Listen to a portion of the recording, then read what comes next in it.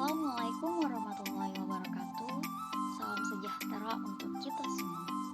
Pada kesempatan kali ini, saya Resa Rosalia dan dua rekan belajar saya, Rizkia Ruswati dan Siti Nurcahyati, akan menyampaikan sedikit tentang oksidasi biologi. Kami dari Farmasi 19A, kelompok A06. Oksidasi biologi, pengertian secara singkatnya, reaksi suatu zat dengan molekul oksigen.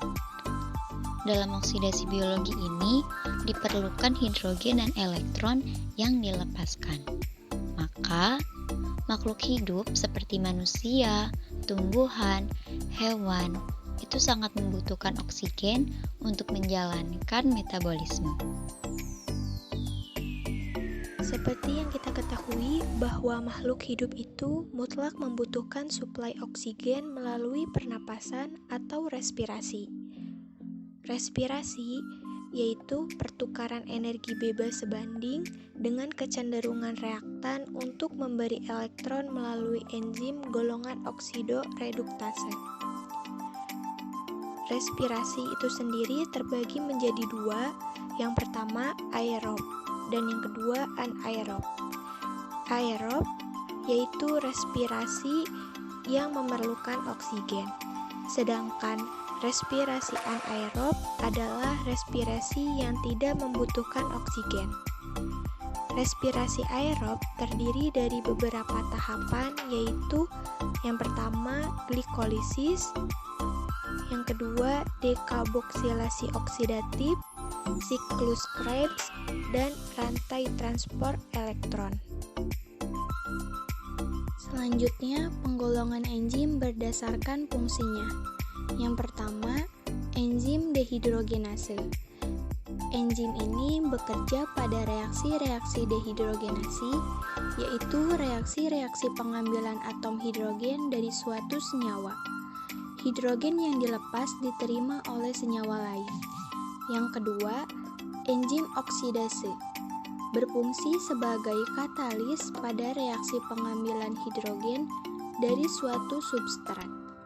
Dalam reaksi ini, yang bertindak selalu akseptor hidrogen ialah oksigen. Yang ketiga, peroksidase berfungsi membantu mengoksidasi senyawa fenolat, sedangkan oksigen yang dipergunakan diambil dari H2O2.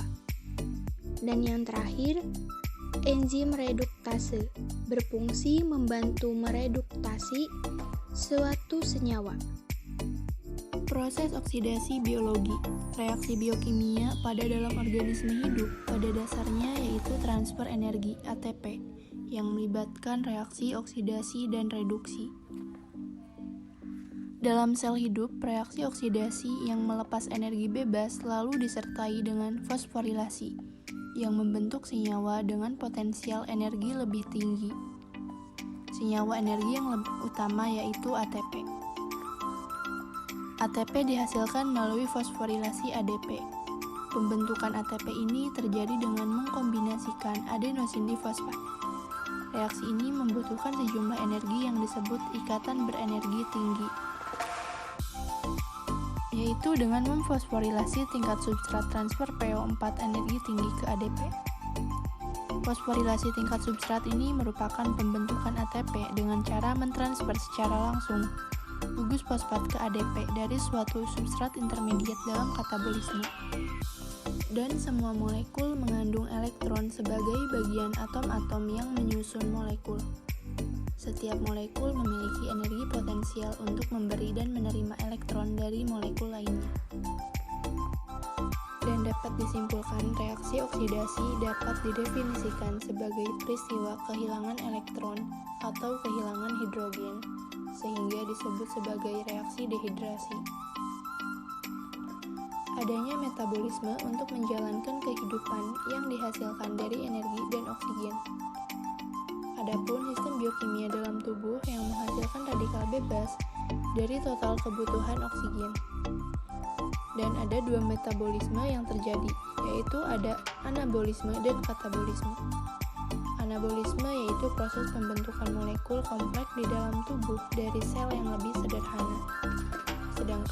katabolisme, yaitu proses pemecahan molekul kompleks menjadi sel yang lebih sederhana sehingga akan melepaskan energi. Penyampaian materi dari kelompok kami telah selesai. Apabila ada kekurangan dari presentasi kami, mohon untuk dimaafkan, dan terima kasih kepada Bapak Apoteker Surya Amal, SSI Mkes, selaku dosen pengampu dari mata kuliah biokimia. Wassalamualaikum warahmatullahi wabarakatuh.